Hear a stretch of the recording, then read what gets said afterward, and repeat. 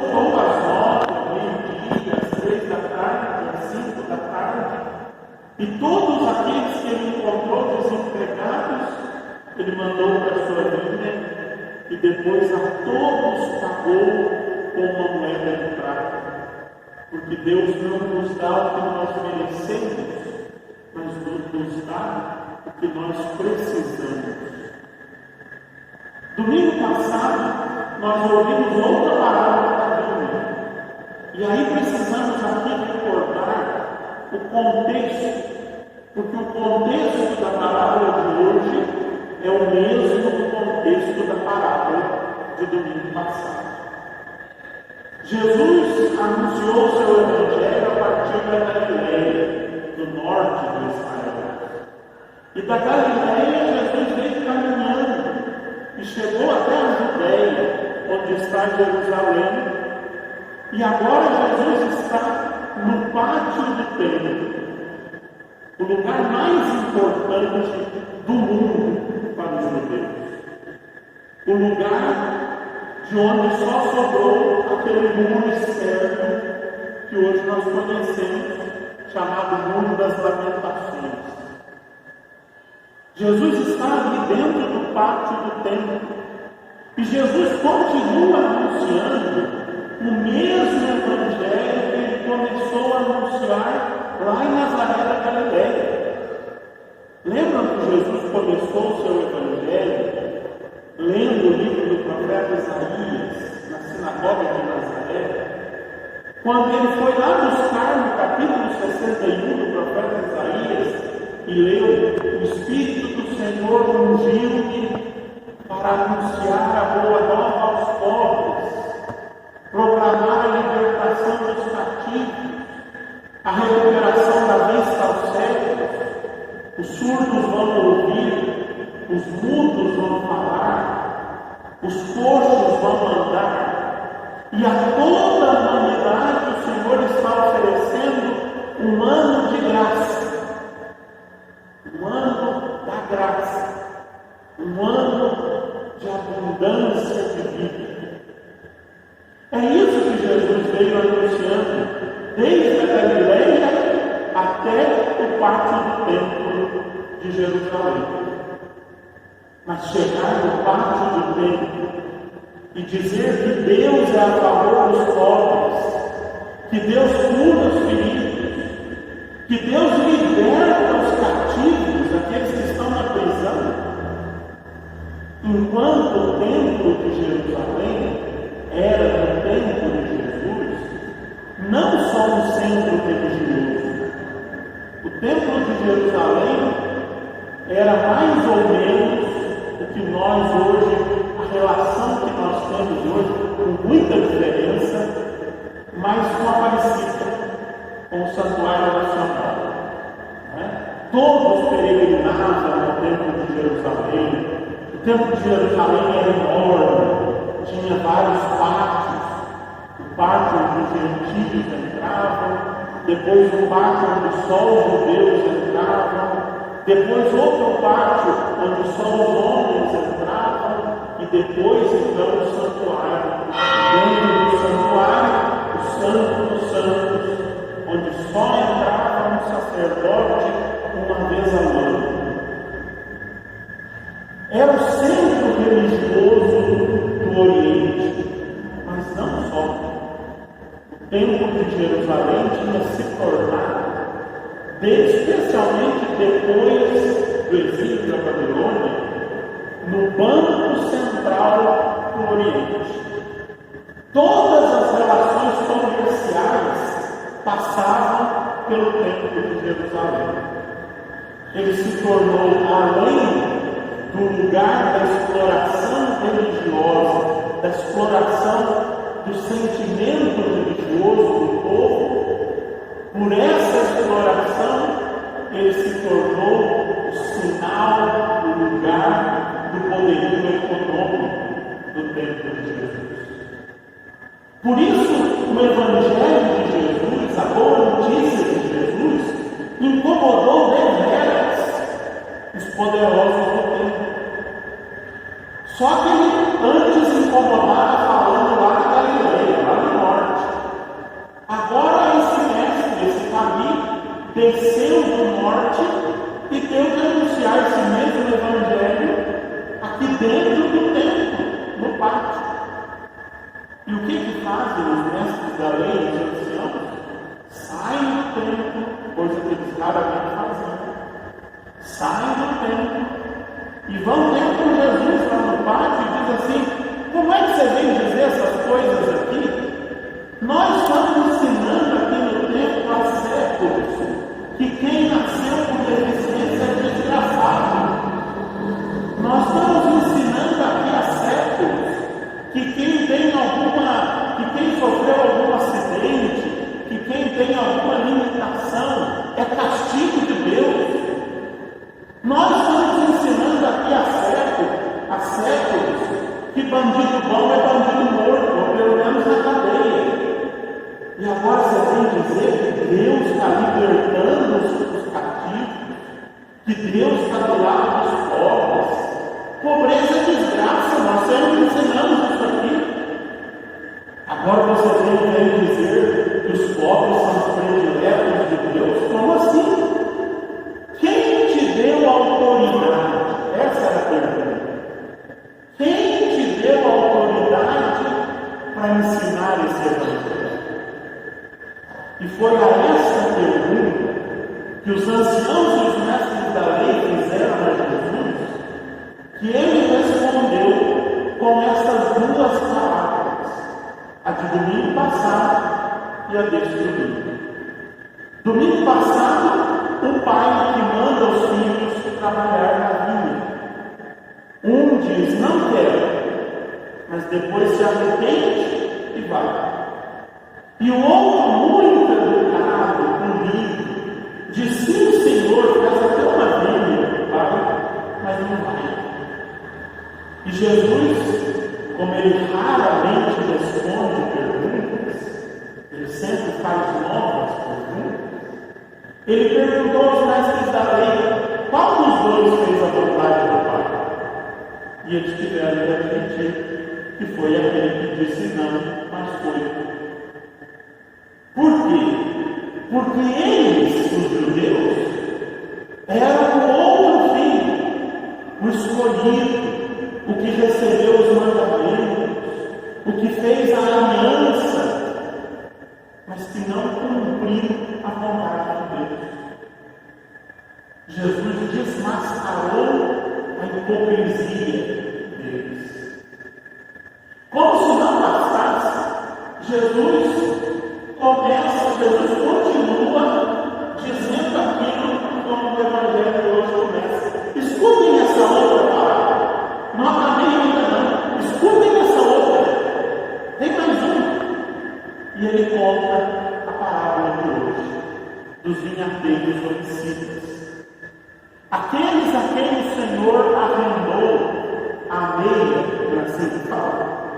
Deu a meia, arrendou a meia para o povo de Israel. Nós cantamos no Salmo, a vinha do Senhor é a casa de Israel.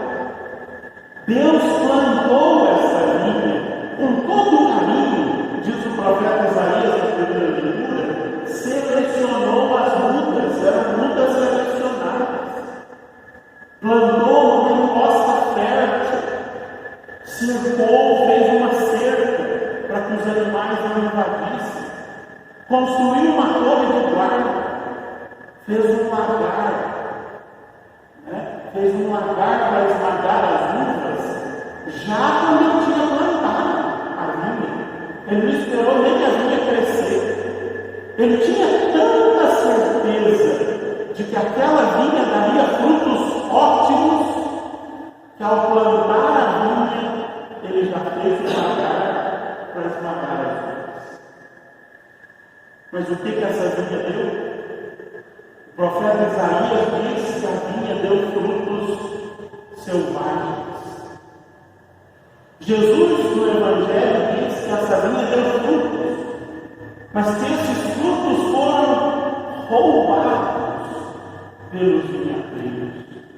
Que quando o Senhor mandou empregados para receber a sua meia parte, esses empregados foram mortos. O Senhor mandou outro grupo pecados, eles foram igualmente mortos. E é bem verdade. A grande maioria dos profetas do Antigo Testamento, e nós podemos até chegar ao Novo Testamento, pensando em João Batista, porque esse nós conhecemos muito bem, a grande maioria dos profetas que foi morta em Jerusalém, foi morta na mão dos poderosos, que se incomodavam com a boa notícia do reino. Mas aí Jesus dá um passo profético. Depois de chamar os judeus de assassinos dos profetas, Jesus anuncia a sua própria morte. Quando ele diz: o dono da vinha pensou, vou mandar meu filho, porque o meu filho eles vão respeitar. Nós estamos vendo aqui, ouvindo aqui, aquilo que Deus pensou ao enviar Jesus. Deus não enviou Jesus para nos condenar. Deus enviou Jesus na esperança de que nós o escutássemos, de que nós o respeitássemos. Mas o que fizeram com o filho do homem? Os vinhateiros, por sua vez, pensaram: ele é o filho, ele é o herdeiro, vamos matá-lo e tomar posse da sua herança. Nós não vamos ficar só com os frutos da vinha, nós vamos ficar agora com a vinha, com a terra, vai ser tudo nosso, ganancioso. E aí, Jesus é demais. Ele pergunta para os anciãos do povo: o que o dono da vinha deve fazer com esses vinhateiros? Como a ficha deles ainda não tinha caído, de que Jesus estava falando precisamente deles, eles respondem com sarcasmo: com certeza vai mandar matá-los violentamente. E Jesus diz: pois é, a pedra que os pedreiros rejeitaram tornou-se a pedra angular. Então eu vos digo que a vinha do Senhor vai ser tirada de vocês, porque são vocês os vinhateiros assassinos, e vai ser confiada a outro povo. Mas que outro povo? A um povo que produzirá frutos. Aqui está o que nos interessa diretamente nessa palavra: produzir frutos. É curioso como que Jesus profetiza a sua morte, porque ele diz no texto do Evangelho que os vinhateiros dizem: vamos matar e tomar posse da vinha. Então agarraram o filho, jogaram para fora da vinha e o mataram. Hoje o Calvário, o lugar do Calvário e do sepulcro, ficam dentro da cidade de Jerusalém. Mas no tempo de Jesus, não. Hoje a cidade de Jerusalém é grande, né? Já tem uma cidade murada, até muros maiores. Mas no tempo de Jesus, o Calvário ficava fora da cidade. Eles não matavam no meio da cidade, para evitar o cheiro, para evitar coisas assim. Então Jesus profetiza ao seu respeito: o filho vai ser morto fora da vinha. E foi o que fizeram com Jesus. Levaram-o para o Calvário e o mataram. Mas a morte redentora de Jesus é o ato pelo qual Deus retirou de Israel a sua eleição e constituiu um novo povo.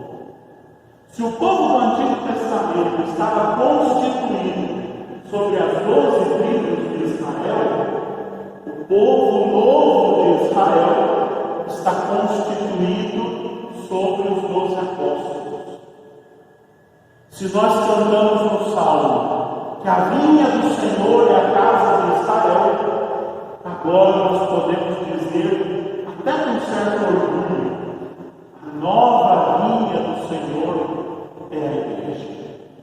Nós, todos nós, somos o novo povo de Deus, os novos vinhadeiros a quem Deus confiou a sua vida. Mas confiou para quê?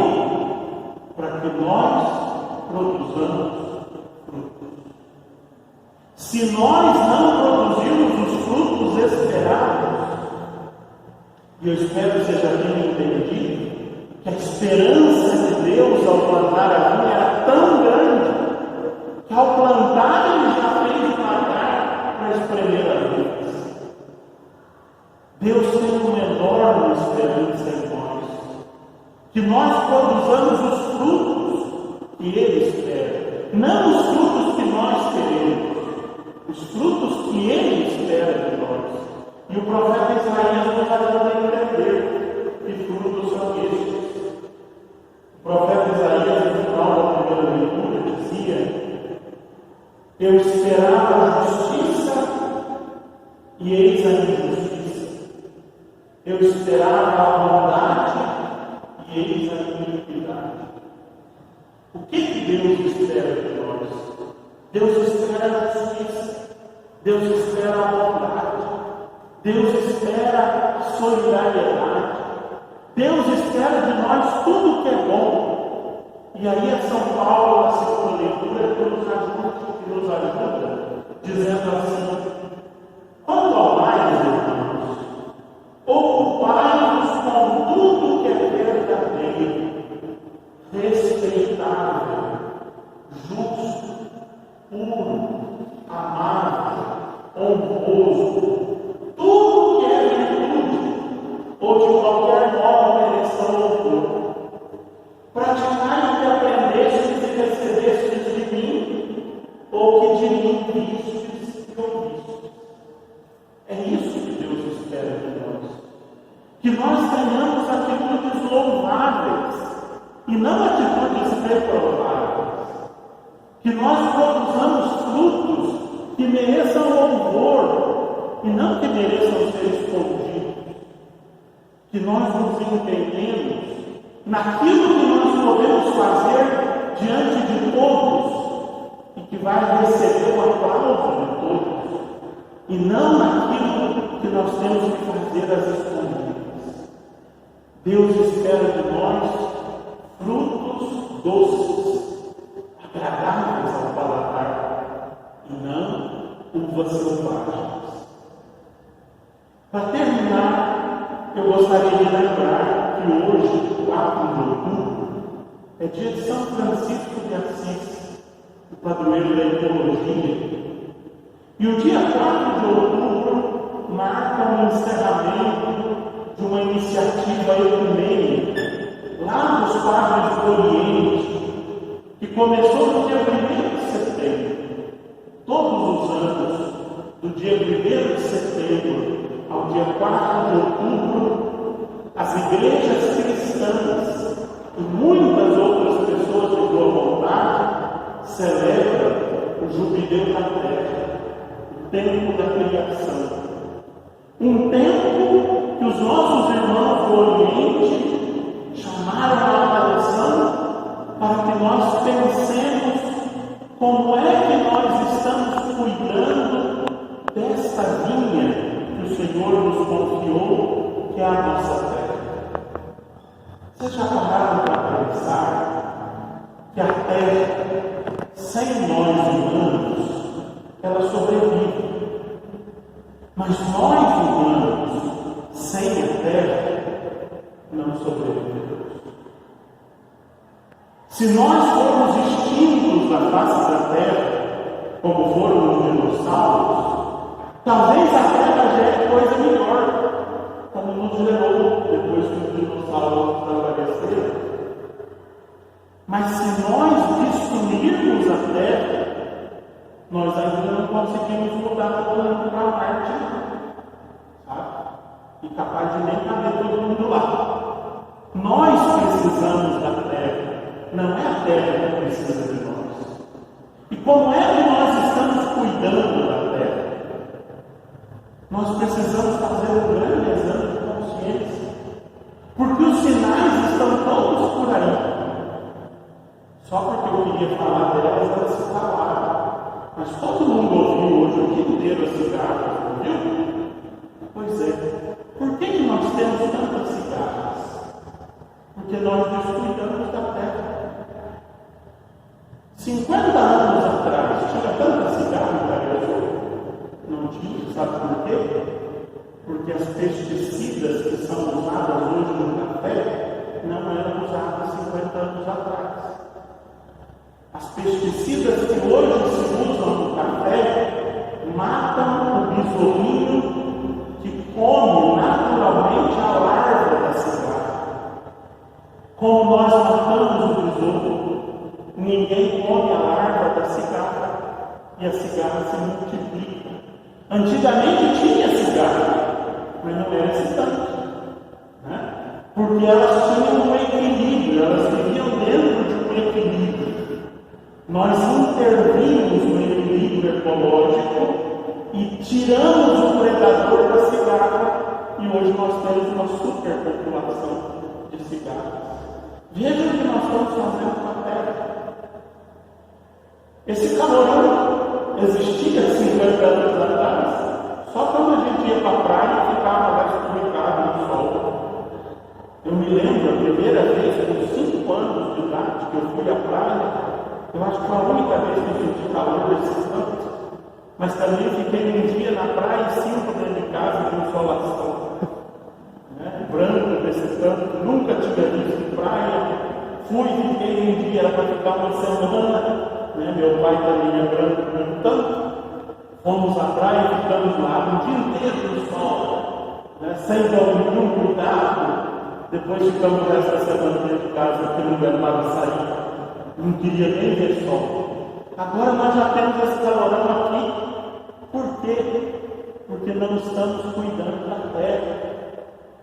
Vocês acham que nós vamos passar incólumes a esses incêndios na Amazônia, no Pantanal, no Cerrado? Não. Nós vamos sofrer todas as consequências. Mas eu não pus fogo na Amazônia. Que bom, eu também não. Mas e o excesso de gasto de água para lavar a calçada? E os detergentes que a gente joga na rede de esgoto e que vão desembocar no rio? Atitudes pequenas são as nossas, mas o Papa diz na Laudato Si, tudo está interligado. Pequenas atitudes são as nossas, mas são essas que nós temos que mudar. São essas que nós temos que nos converter. Nós temos que fazer o que está ao nosso alcance para cuidar da casa comum. A casa comum, o planeta, a terra. Eu falei da água. 50 anos atrás, alguém comprava água para beber? Não. A gente bebia até a água que encontrava na rua. Né? Não sei se aqui em Palhaçu tinha alguma fonte comum. Eu trabalhei em Caxambu antes de vir para cá. Lá, além das fontes do parque, tinha um monte de bicas dentro da cidade, onde todo mundo bebia, lavava roupa, fazia tudo. Hoje, quem é que não compra água para beber? É raro. Todos nós temos que buscar os nossos galõezinhos de água para beber.